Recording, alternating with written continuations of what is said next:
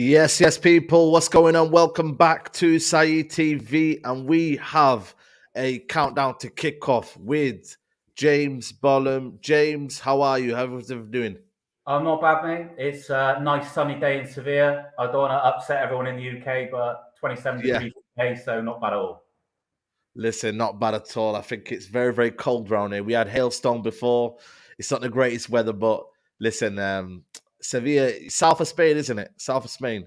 South of Spain, biggest city in Andalusia, fourth biggest city in the country, and it's very warm. We get, even the winters, they can be surprisingly cold actually because there's no humidity, but they only last for about 6 weeks and then it's pretty much like spring. Oh wow, there you go. There's no time to dwell, but thanks for coming on as usual. It was hard getting a real Betis fan. I had a few troubles on the road, but we managed to find you. Tell the people your kind of the story. Obviously, it's quite unusual for Englishmen to be a Betis fan, but Yeah. tell me the backstory of how you became a Betis fan. Okay, so it's quite a recent story. So the backstory is I'm from Bristol. I'm a Bristol City fan. Yeah, Sorry about the League Cup a few years ago, but that was one of the best yeah, nights of my life. What a way to win that one. Couldn't believe it. And I lived in Manchester for 11 years. So I know the yeah, city, I know United and the other team very well.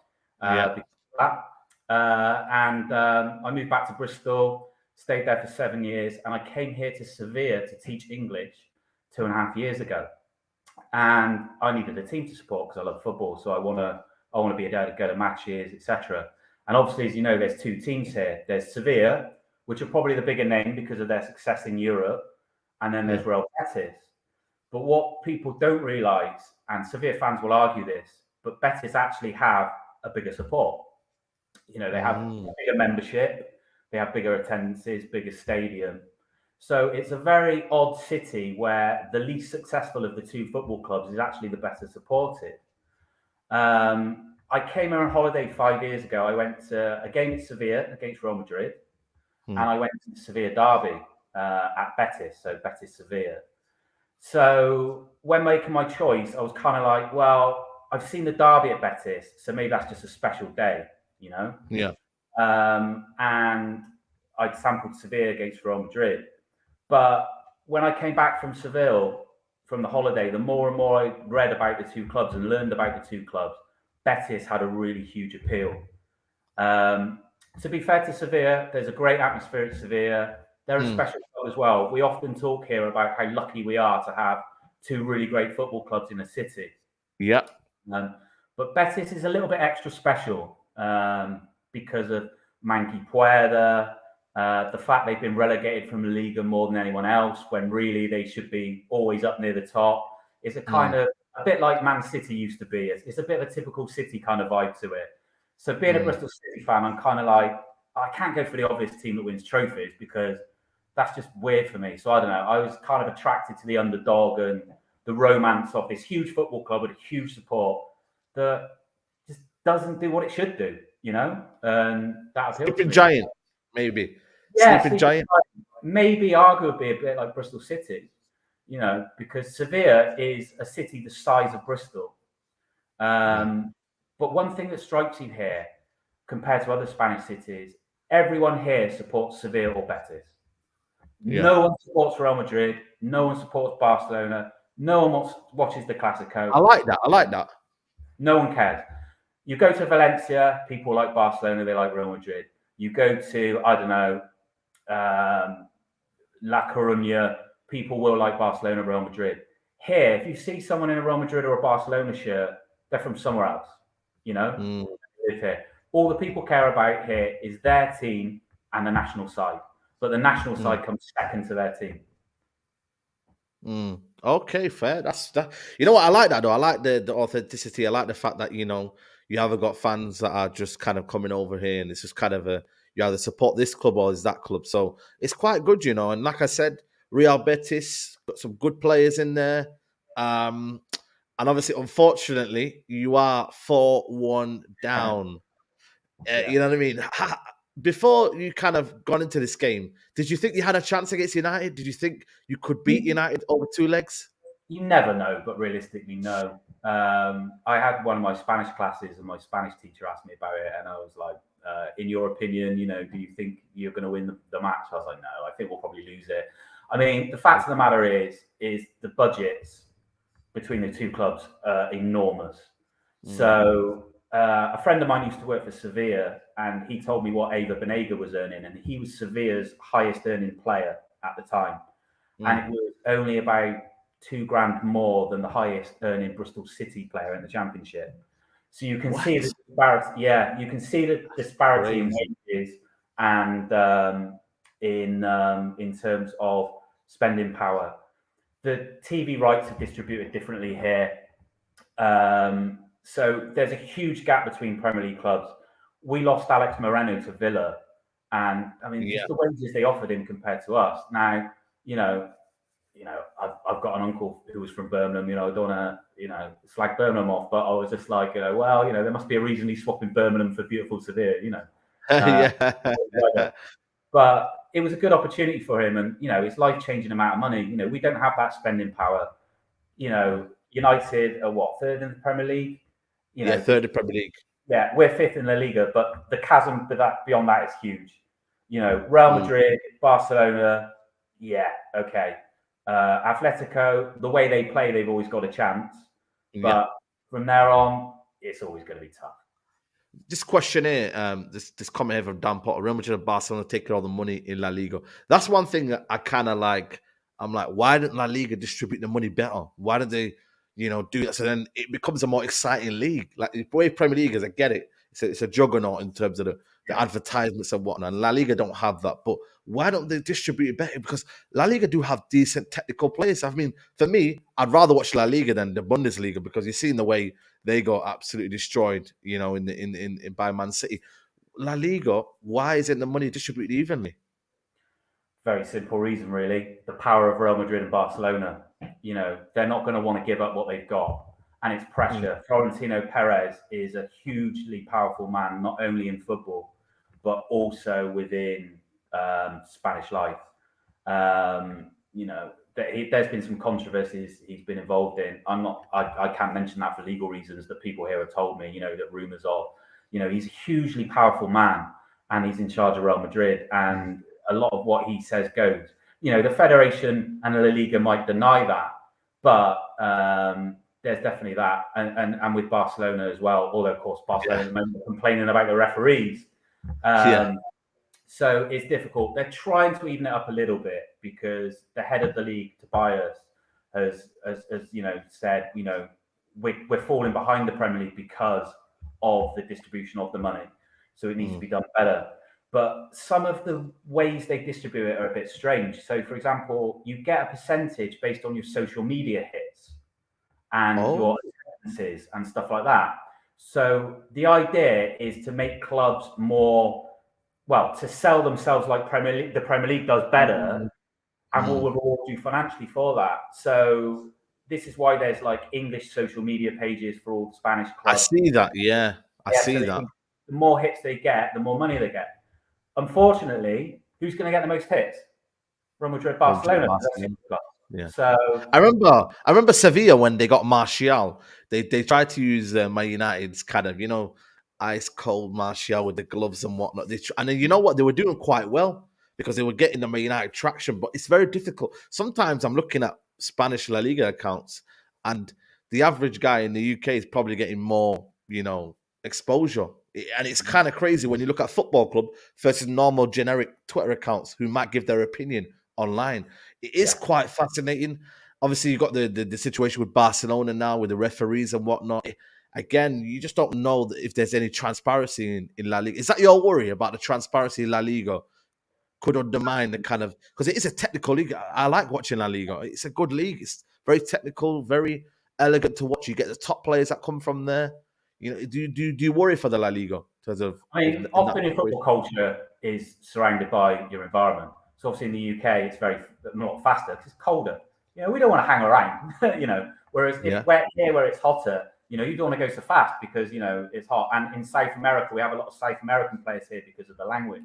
So the technical aspect is great. transparency, I do worry about that totally with the power of Real Madrid and Barcelona, particularly Madrid. But also as well, this relates to Betis actually, but there is apparently the head of the referees is actually a Sevillista. He's supposedly a Sevilla fan. Wow. So Betis fans, I'm not sure I totally believe this, but it's all part of the fun. Betis fans are convinced that there is a huge conspiracy against us. We've had the most send-ins off, but the least fouls. You know, we've had a lot of yellow cards, but the least fouls, this kind of stuff.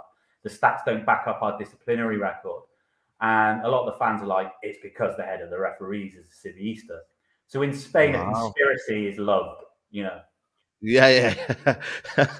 that is quite true. You know, there's a lot of conspiracy in Spain and whatnot. And like I said, it adds to kind of the drama and whatnot. It's again, big up to Dennis, who's a Real Madrid fan.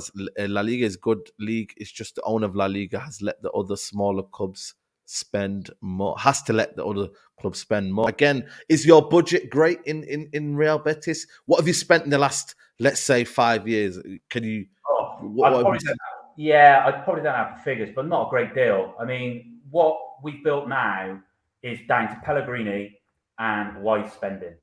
Alex Moreno came from Real Vallecano, so the fee couldn't have been a huge amount. He was sold on to Villa for, I think it was 15 million, might be a bit lower. So there was a profit there. You know, we've got Fekir. How much was Fekir? What player? No. I can't understand why he's not at a bigger club. I obviously don't want him to be, but yeah. He was nearly going Liverpool, though. Nearly going Liverpool, remember? Before he came to you guys. Yeah. When he signed his contract extension, he was given an interview and he said, look, I'm very happy here. My family are happy here. I'm prizing that more. You know, we're happy in Seville. We love it here. I want to put that above any financial gain that I might make, which is nice. But then I wonder what would happen if a United, a City, or Liverpool came back in for him now with a huge offer. But I take him, you know. I take Fekir. I'll be honest with you. I take him. I think he's a quality player. I think he's experienced. But again, money talks, doesn't it, in football? You know, you can't. Loyalty nowadays is very far few between. You know what I mean? And you have got some top players in your team. I think that the central midfielder is it Dominguez? Is it Rodriguez? Is it called CDM? Yes. Rodriguez. You've got the striker up front. That's making a bit of traction as well. So you have got some good players. And do you fear anyone could leave this summer? What's your overall feeling in terms of your top talent?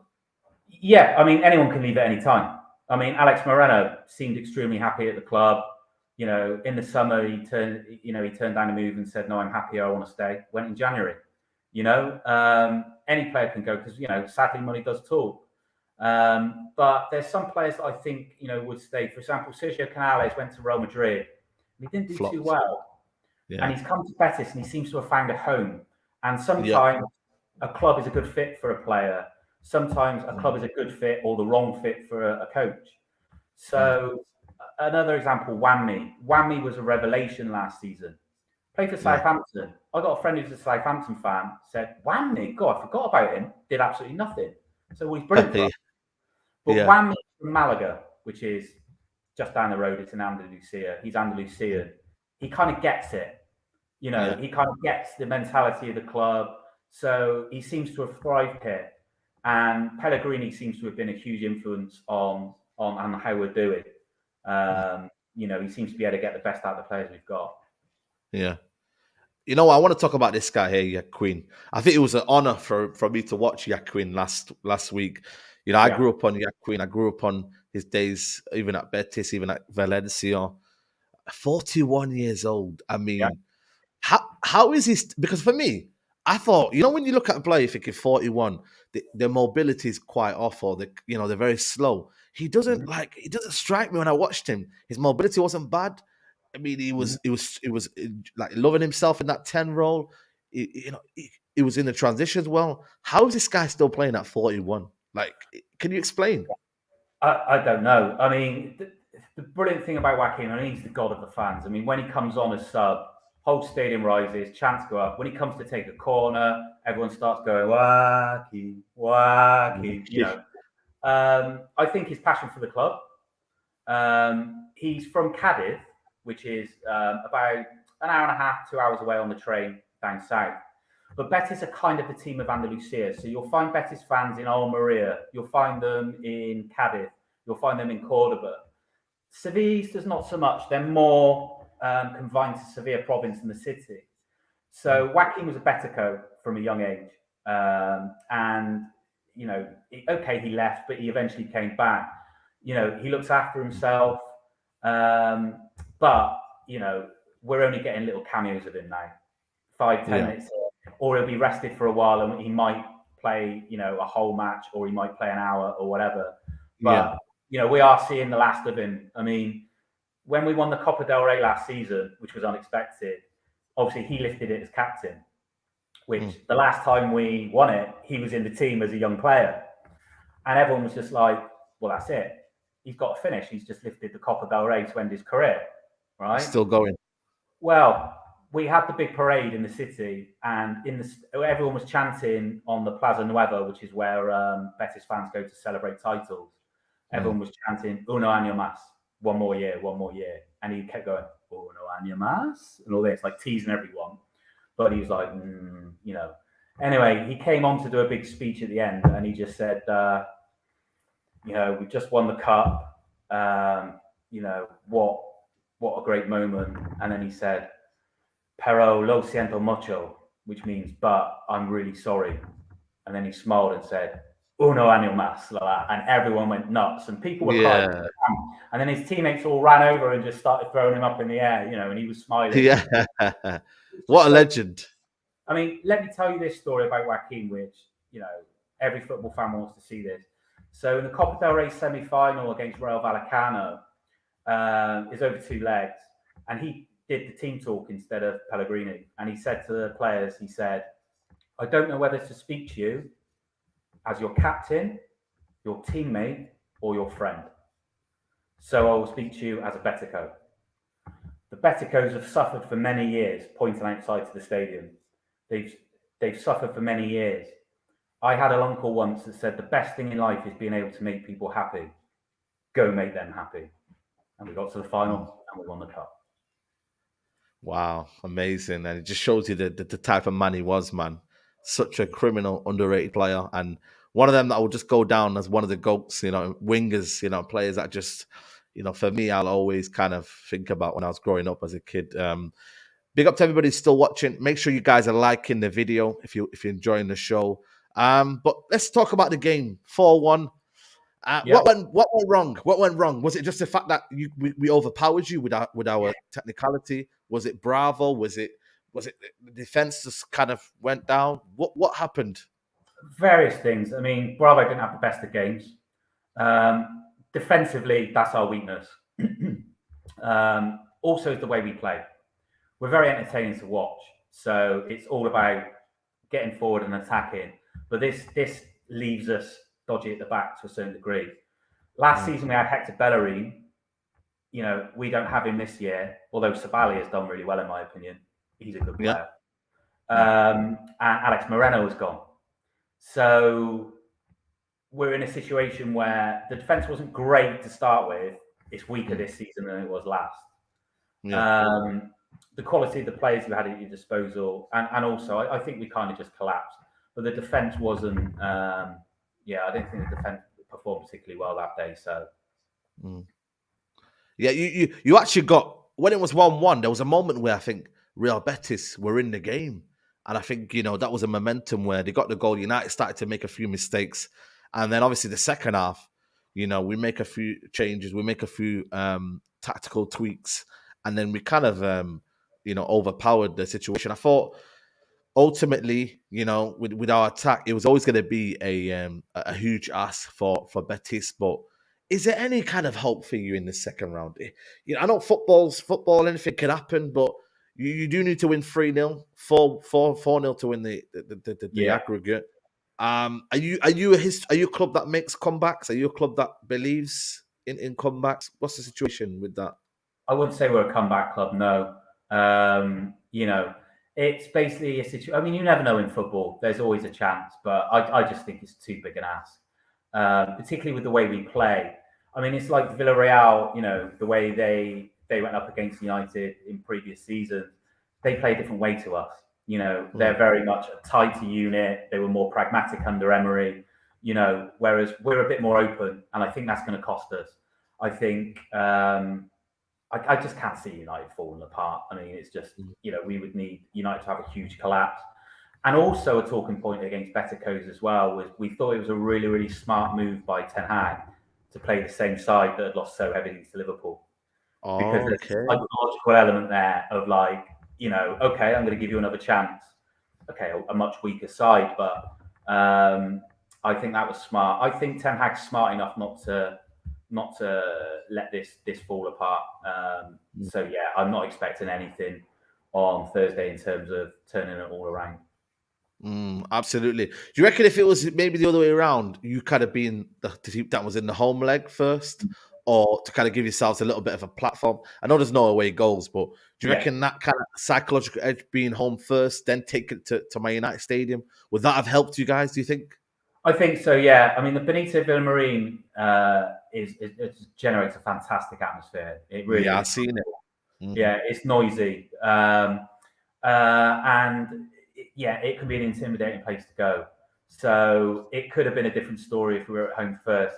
Another problem as well is this second leg, the kickoffs, is it 6:45? Yeah, in your time, 5:45 UK time. Yeah. Okay. In southern Spain, a lot of people don't finish work till 8. Okay. Oh, is it? So so you wait for I can't go because I've got to work. Okay. So it's like what happened, what UEFA have done, they haven't considered where the game's being played. So ticket sales are not as high as they should be. So I'm expecting quite a few United fans to sneak into the home end, you know, as a result of that. Yeah. You know, it's I tried. I was gonna come down, but it was very expensive. There was no direct flights as well. Why is there no direct flights to Seville? You have to get a connecting flight. From Manchester, there wasn't any from Manchester. Right. There used to be. There used to be one from Bristol to Seville, but they cancelled it as well. So now when I go home, I have to go via Malaga, Madrid, or Faro in Portugal. So post-COVID, they cut a lot of the flights. So you can go from Seville to London. Is the only one at the moment, I think.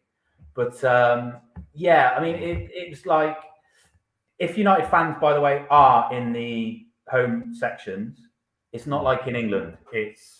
You'll be tolerated. You know, there won't be any trouble. The only place where there would be a problem would be in Gold Saw, where the ultras are. But of course, that's only, you know, that's not, tickets aren't available even to members. It's only the members who have season tickets in that section of the ground that can get access to it. So it will be, you know, it won't be a problem if there's United fans in the stadium. The only problem is, I think UEFA rules, if you go to the stadium to buy a ticket for the home sections, you've got to produce ID. And if you've got a UK passport, because United are, you know, that's the nation they come from, probably won't sell you a ticket. So, I had a problem in Barcelona. I went all the way to Barcelona. I was meant to have an away ticket. That didn't work. So I bought a Barcelona ticket through my friend, big up Alex, a Barcelona fan. And he bought it me through his credit card details, everything. I got to the ground and it wasn't working. And they didn't give us any reasons. It was very, very bad communication. We then went to the ticket office. They didn't, and this is from the actual direct website. And then they were just very, very much like, well, we don't know what's going on. And it was a travesty. I ended up going all the way there to not watch the game. So I didn't bother taking a risk. Even if I didn't have an away ticket, I was like, you know what? I'm staying home because it's difficult, the journey as it is. And then now you're saying, you know, the ticket situation is not. Why is it so kind of, is it the British people when we come down there? Is it because of the feeling? Are they kind of standoffish, just the Spanish police? Why is it such a kind of a difficult kind of situation with the fans that come over there? Oh, yes. So basically, pretty much every time we seem to have English fans come over, there's trouble. When West Ham came, Rangers were better behaved than expected, to be honest, because I was in Manchester in 2008 when Rangers played the final there, and of course it was pandemonium. It was like just riot. That's crazy. It was crazy. nuts. I mean, it was just I remember it literally. Just sat in my flat in Withington and just hearing like the police sirens everywhere. You know, I was just like, oh god. But I think it's a combination of. So the thing you notice the most from living here in Spain compared to living in the UK is how there's a lack of aggression. I've not seen one fight in 2.5 years. You know, there's a lot less aggression. So I think it's the cultural aspect. The sun, alcohol, because it's alcohol, sun's out, we're on holiday, as it were. And it leads to problems. There's also another issue, which is the ultras of Seville and Betis, they're like English hooligans, you know, and they're like, well, you know, this is our chance to pit ourselves against, you know, the world champions of trouble, you know. So there's attacks by the ultras of Seville and Betis on British fans when they come here. But to be fair, German fans have caused trouble as well. Frankfurt fans caused trouble when they came. So that has been known to happen as well. So it's not just British fans. And there was trouble with PSV when they went to Seville as well. There was a lot of trouble there. So it seems to be a northern and central European problem for European aways, particularly in Spain. Yeah, and obviously the little bit of thingy fiasco that happened in Manchester as well. I mean, that was you know. To be fair, when I met the Betis fans, because I seen a couple of them coming to Old Trafford, and they didn't know the direction, so I said, "Just follow me, and we'll go to the stadium." But when it got in there, it got very, very heated. And like I said, you said about your kind of real Betis hooligans. That was a madness. 40 arrested. It was crazy. Like, what was the reaction back in Betis? Is it a norm? Were they quite embarrassed by it, or? It's not the norm, no. I mean, you've got ultras groups in Spain. So for example, Sevilla, their ultras are called the Birras Norte. Okay. Yeah. And there's an element of politics as well. So the Birras Norte are associated with left-wing politics. Okay. Yeah. Whereas, and Sevilla traditionally, it's probably not the case anymore, but traditionally, Sevilla were the club of the establishment and the middle and upper classes. Betis were the team of the working class and the people. So there's a saying that says, Sevilla is el equipo de pijo, which means the team of the posh, and Betis are el equipo de gente, the team of the people, or el pueblo, the team of the people as well.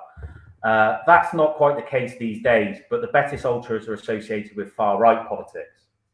They have a close friendship with the Frente Atleti, who are the Atletico Madrid ultras, who are basically a fascist group, as are an element of the Betis ultras.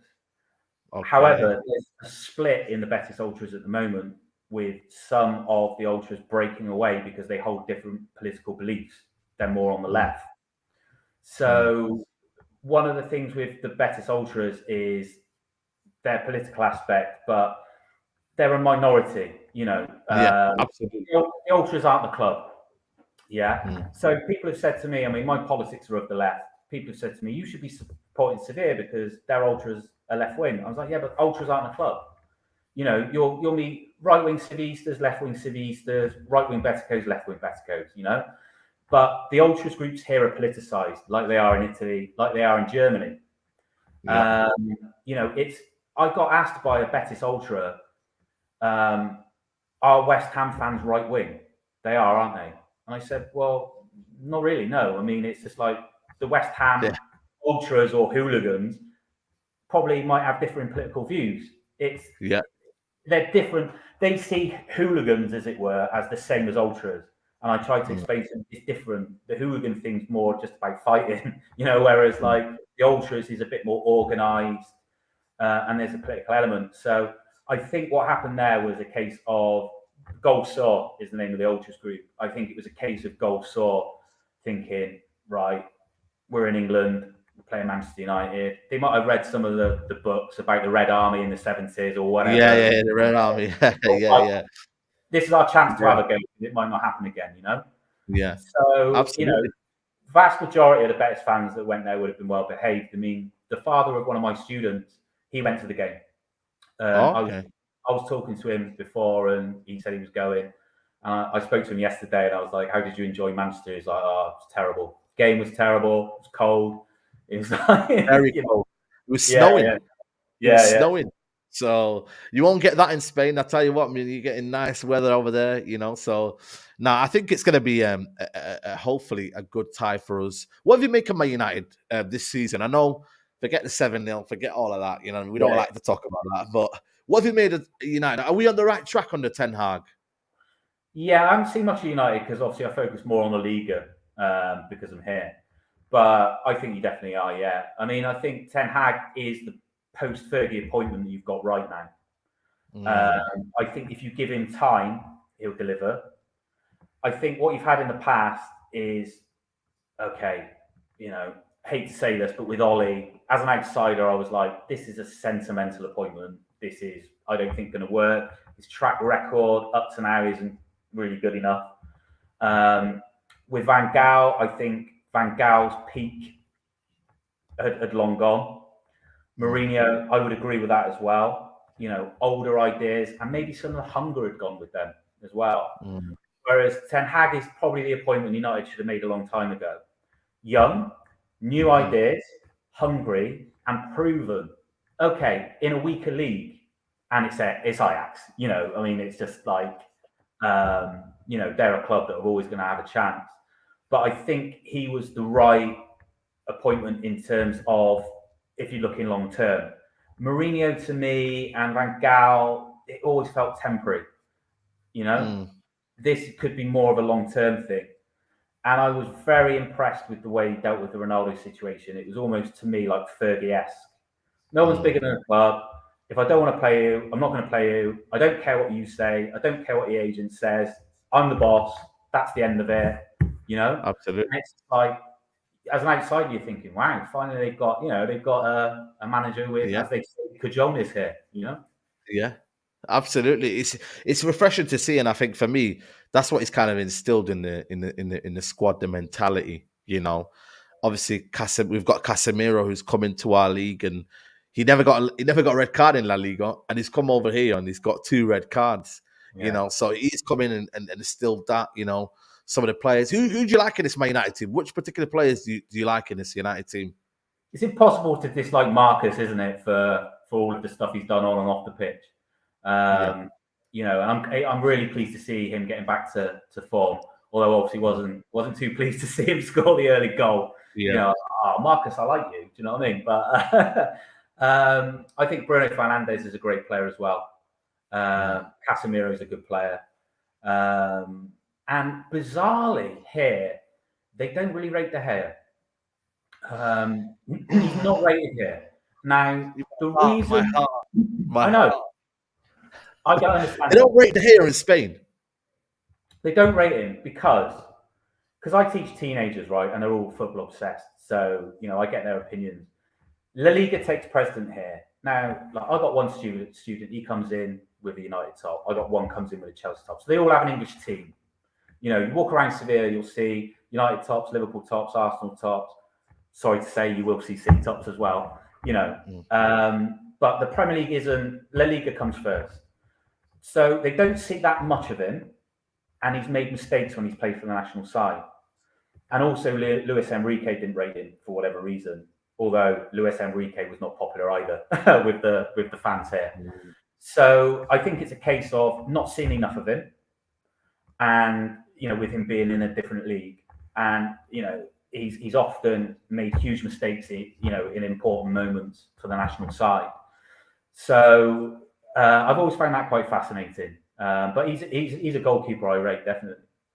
Do you think he's the modern day keeper, David Gea? Do you think he's what's needed now for Man United? Do you think we should move maybe to a keeper like, you know, what's the Brentford keeper, or like Sauce? Is he a modern day keeper that Man United can take to the next level, or do you think he's past his best now? I don't know. It's difficult with goalkeepers, isn't it? Because goalkeepers, you know, they have that higher longevity. Although, look at Joaquin, maybe not. That's not the case anymore these days. Ronaldo's still playing, of course. But I mean, I guess that's something for Den Haag to decide as to the way he wants to play. But I mean, I think De Gea is a quality goalkeeper. I don't see any reason why United would want to move him on. I mean, I'm sure if they did, there'd be plenty of clubs that would be interested. Yeah, I think David Raya is the one I was mentioning. He's a very, very good keeper. And obviously, like I said, with the Spain, you've got David Raya, you've got Sanchez, you've got the Bilbao keeper as well, Simon. Out of the three, who do you think's the best? Raya, Simon, or Sanchez? Who would you have in your team? Probably Simon. Okay. But if I'm honest, I'd go with De Gea. I think he's the best Spanish goalkeeper. But like I say, Luis Enrique, just wasn't interested. But Luis Enrique made some odd decisions. I mean, Spain seemed to not have a striker like a goal scorer. Like Morata is not really an out-and-out goal scorer like a number 9. Yeah. And yet, Borja Iglesias, I'm not just saying this as a Betico, but Borja Iglesias there, and he was ignored. And then Canales as well. Canales has been in great form. Alex Moreno, those three were ignored. It seems to be Luis Enrique had this way he wanted to play, players he liked, and that was that. And it's like, Simon's my goalkeeper. Doesn't matter what's going on. This is how it's going to be. And Luis Enrique wasn't popular for several reasons. One being that he went from Real Madrid to Barcelona and then acted in an anti-Madrid manner since. And that's made him unpopular. And he's also from Gijón, and he's quite gruff, and he just tells it like it is, because people from the north tend to be a bit more like that here. And that made him unpopular as well. Okay, wow, that's it. And I think for me, with the way Spain were playing, it was a lot of possession based, but no penetration. And like I said, that's one of them situations where I thought, you know what, that could be a kind of a situation. In terms of Spain, who are the top talents that Man United should go for in the summer? If you were to kind of, obviously you watch some of the La Liga or whatnot, who would you say Man United should go for in Spain? That would be, you'd say, a top talent. Yeah, I mean, you've got Gavi, you've got Ansu Fati. I mean, at Barcelona, I mean, there's so many good players there. I mean, Betis have players that would do well at United. Sergio Canales would do well at United. Fekir would do well at United. There's so many good quality players in Spain. The problem is, one big problem I think for the national team is the lack of a striker. I mean, you've got Borja Iglesias. Aspas was ignored as well. By Enrique, and he's people couldn't understand here why he wasn't playing. But there's also a feeling that if you don't play for Barcelona and Real Madrid, you've got less of a chance of getting called up. But I mean, Spain is full of talent. And United could probably take their pick of several players. In Madrid, Barcelona, and lower down as well. There's great players all throughout the league. That obviously Hosselu's doing good. I always found it strange when Spain used to have a rich like David Villa, Torres, Raul. There used to be so many strikers that you could pick from, Morientes. But now it just seems to be right now there isn't a lot. There's Hosselu's doing well. Gabriel Viega, I don't know who that player is. But yeah, I think it's one of them. It's very interesting. Someone's asking you a question about can Betis qualify Champions League? You are fifth in the league, aren't you? You're what 3 points behind Real Sociedad, who are in the Europa League as well. You're only 6 points behind Atletico Madrid in third. Is there a chance for you lot? Do you believe in it? Do you believe? Yeah, absolutely. I mean, it's basically thanks to Sevilla's complete demise this season. That's freed up a Champions League spot. So Real Madrid, Barcelona, and you're going to say Atletico. Chances are they're going to have that sewn up. So it leaves one space left over, and it looks like it's between us, Sociedad, and Villarreal. Now, if it hadn't been for several things this season, I would have thought we would have been in that Champions League spot now and pulling away a little, because again, the problem has been the defence a little. We've had a lot of disciplinary problems. We've had red cards that have cost us games. I mean, I think in Vigo, which is a game you're looking to win, Vigo away, we were down. We went 1-0 down, and then like 5 minutes later, we're down to 10 men. So we're having to play most of the match. We're not going to get a comeback there. But so it's between us three, I think, and it's very tight up there. So there's no reason why we can't get it. But I think we'll qualify for the Europa League again. There's a feeling among the Beticos that, I mean, the chances are we're going to go out of the Europa League on Thursday. But there's a feeling among Beticos that this isn't the end. This is the beginning of something. We're going in the right direction. I have a friend here who is a scout for Betis, and he says that, like Pellegrini has it in his contract that he has the last say on signings. We're trying. What we've done, we've looked across the city at Seville and what Monchi has done there. And we've got, okay, let's learn from our neighbours here, because what's happened in the past with Betis is sometimes, like, I mean, I'm going back years now, but we broke the world record fee for Denilson, and it's just spend money on a player, no plan or anything, and it's just, I think we got relegated, a couple of seasons after. So it feels to me as if the club's going in the right direction. They're getting things right. Sevilla, we don't know what's going to happen, but it looks to me now football's cyclical unless you're the top clubs. And I think Sevilla's time is probably past, but they could surprise. It's crazy, isn't it, though? I'm looking at the La Liga table, and it's crazy that Valencia are 17th, Sevilla are 13th. Like, these are the big, one of the top teams in La Liga for so many years. What has happened to Valencia, by the way? First of all, what's happened to Valencia? Yeah, so they're owned by Peter Lim, which is obviously like Gary Neville's, which is why he brought him in. And the guy's just not running the club properly. He's making bad appointments. He's sacking managers when they shouldn't really be fired. They're not investing. He's just running the club badly. And I think it was his daughter had come out a while ago or something saying, it's our club and we'll run it how we want. So worst thing you can say to a football fan, our club, Okay, yeah, you might own it. I mean, this is the problem with the ownership model rather than the German one, the 50+1, because they can do what they want more or less. I mean, you've got the problem with the Glazers as well, Yeah. You know what I mean? So it's just like, you can protest and you can do this and you can do that, but ultimately they make the decision where they still go. So Valencia's badly run. I think they might go down. Now, I got a mate here who's a Levante fan because he used to live in Valencia. Levante are their rivals. Levante are at the top of the Segunda Division. Levante have never finished above Valencia. Now, there's a possibility next season that Valencia are going to be in the Segunda and Levante are going to be in the Liga, which would be incredible because Valencia are a vastly bigger club than Levante. Sorry, Jim. Yeah. He knows that. And the problems with Sevilla, I don't think Sevilla go down. I think Sevilla will be fine because Sevilla now started to be a bit of form. They won a big game against what was it? Almeria, was it, or something like that? Yeah. They've got some good players in Juventus. I mean, they've got the guy Yunus Musa, who's a very good player.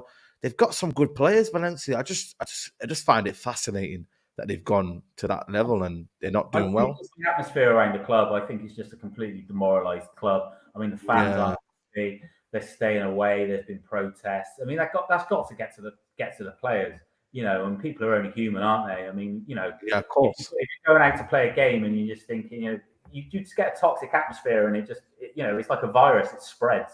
Yeah, absolutely. And, I mean, Sevilla, they're beating the teams around them, so they won't go down. But there's rumoured to be problems between Monchi and the board,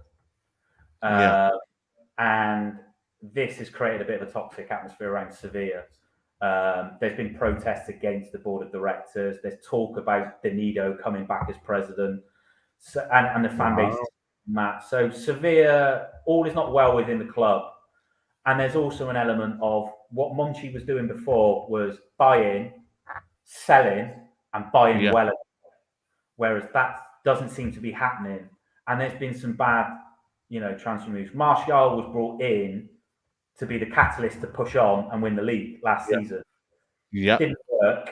And then the results started going the wrong way and they ended up finishing fourth. I mean, there was a moment briefly for a week or two that it was possible we could leapfrog Sevilla into the Champions League spots, which didn't happen. But that would have been incredible if that happened. So the problems at Sevilla go to the second half of last season, and the fans were wanting Lopetegui to go in the summer.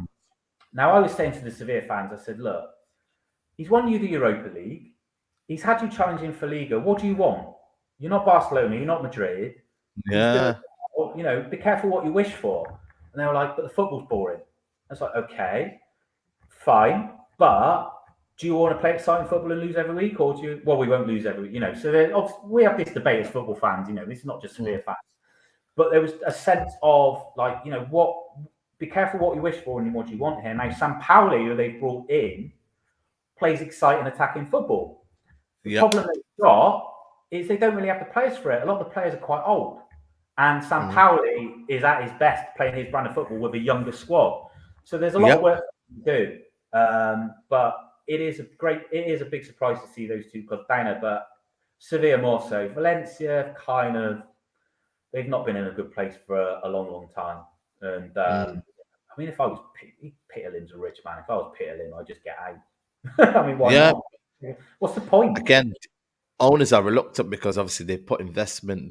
They want it to ultimately work, but it doesn't work out. So that's kind of that is that situation. Let's get your team for tomorrow's game. What formation do you normally use? Is it a 4-3-3? So it's 4 at the back, 2 holding midfielders, 3 central forwards, and then lone striker. So that's basically the formation we're likely to play.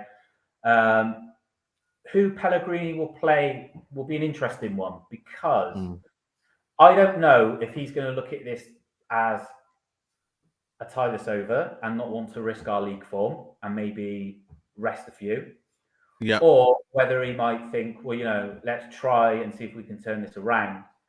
Canales should hopefully be back. So Canales is now injured recently. Okay. Give me your keeper. So it's Bravo in goal. Yeah, it's likely to be Bravo in goal. He's playing the Europa League. Bravo, yeah. Okay, cool. Yeah. Is he? Again, he's 37 now, isn't it? It's one of them, isn't it? Europa League, and then kind of get your main keeper for the Liga, isn't it? Mm-hmm. Right back. Right back would probably be Sabali. Sabali. How do you spell that? I'm gonna have to check actually. 1 sec. 1 second. Oh, I'll try and get the Real Betis.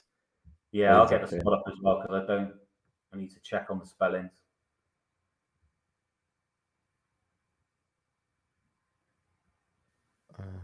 Go, went, gone. That'll be an ad. Yeah. Normally you get the squad here in front of you, but not. Yeah, don't worry. So it's likely to be Bravo because he's been playing Europa League, but we've got Rui Silva as well. Yeah. Centre backs. Rui Silva. The right back is Sabali. So SAB. Yep. ALY. Yep. Centre backs. Oh, don't know who Pellegrini is going to go for. It's difficult to tell. Probably Pizzella.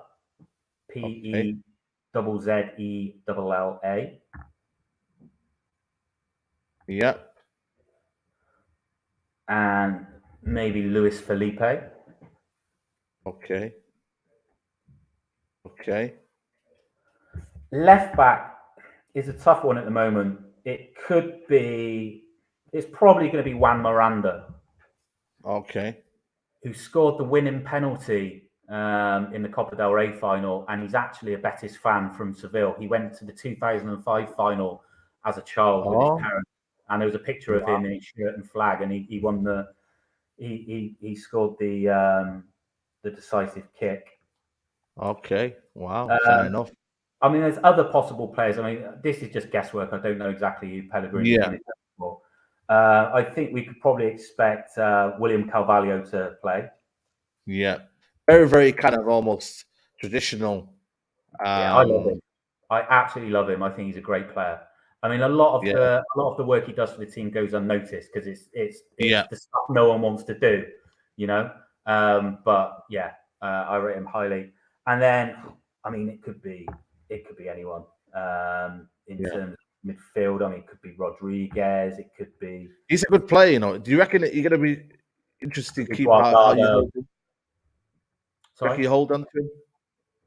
I'd like to think so, but you know, again, as I said before, you know, anyone can come in for any of our players, and if the money's right and they're offering the player, you know, the right funds, then it's going to be difficult to hold on to them. Yeah. Now, it would be so the three forwards are going to be more central, so no one's going to be wide. Okay, cool. Yes, it's like that. I mean, and they've got license to go wide if necessary. Yeah. So absolutely. If he's, you know, the news is he's fit, but if he's fit enough, then you know it's going to have to be Canales. Canales, yeah, top player, man. I like him. Fekir's out for the rest of the season, unfortunately, which is a huge blow. So we're not going to see it. I'd expect Wami to play. Yeah. And then I'm not sure what Pellegrini is going to do on the other spot there. It could be Joaquin. Yep. Or it could be the other one. What's the other one called? Always played for Leicester as well. He was another one that. Is it Perez as well? Perez, yeah. And also possibly Luis Enrique. Okay. Not that Luis Enrique, the Brazilian Luis Enrique, who we signed. Okay. I think he's Brazilian. We signed him from Fluminense. Okay. Let's go with Luis Enrique then. Yeah, I mean, Luis Enrique was brought in, I think, probably more so as one for the future. But because of injuries at the beginning of the season to Fekir and Canales, he played a lot more than expected. And he's only seems to have settled in now. And up front, I think it's just got to be El Panda Borja Iglesias. Yep.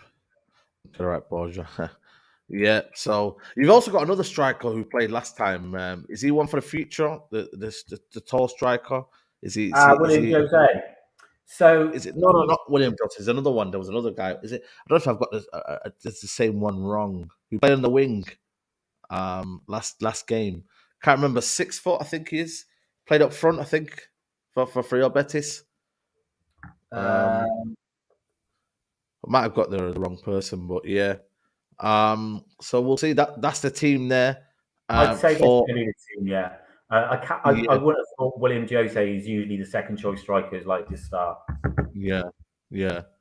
But there's your team, people. There's your team right there. Bravo, Sabalia, Pazella, Luis Felipe, Miranda, William Carvalho, Rodriguez, Juanmi, Canales, Luis Enrique, and Borja Iglesias up front. If I was to put the Man United team quickly, I would go De Gea in goal. I would go Dallo at right back. I would go with Lindelof and Martinez. Malacio. I would go with Sabitzer, who I think could be fit. And I'd go with McTominay. Give McTominay a game just to see what he can do. Give Fred a rest.